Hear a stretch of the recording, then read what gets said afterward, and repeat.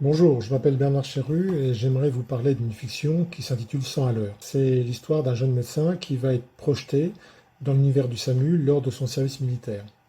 C'est un parcours initiatique sur deux axes, la médecine d'urgence et l'amour. C'est l'envie de raconter la vie d'Hugo, ses peurs, son envie de réussir, les obstacles à surmonter sur le plan médical et sur le plan sentimental. Voici un extrait. Hugo interroge Anne-Gabrielle. On s'écrira? Oui, avec plaisir, mais pas tous les jours, il faudra garder aussi de la distance épistolaire. Tu es un peu dur là. Non, j'ai été très patient ces 2 dernières années. J'ai essayé de te comprendre et de te laisser du temps. Maintenant, il faut faire le point. Je suis désolé de te mettre au pied du mur. Le train d'Anne-Gabrielle est annoncé quai numéro 2. Hugo descend avec elle, silencieux. Arrivé à hauteur de sa voiture, ils s'arrêtent l'un en face de l'autre. Hugo la prend dans ses bras. Elle pose sa tête contre son épaule. Moins aimé où, Dodo, chuchote-t-elle. Moi aussi, Gabi. À bientôt. On verra, murmure-t-elle en souriant avec douceur. Anne-Gabrielle monte dans la voiture.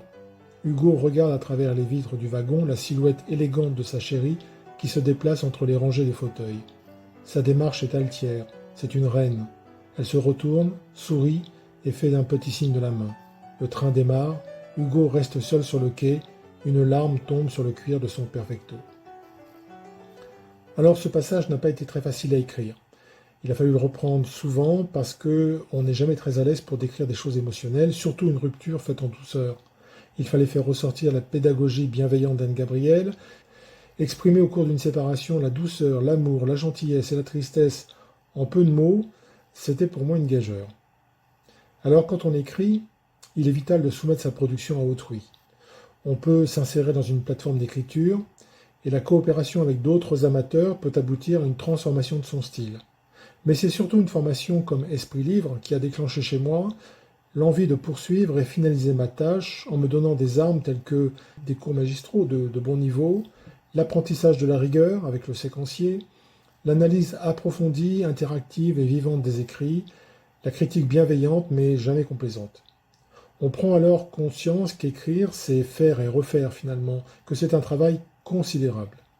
Et puis, il y a des surprises amusantes, comme un effet stylistique involontaire relevé par le coach dans un dialogue entre Hugo et Anne-Gabrielle.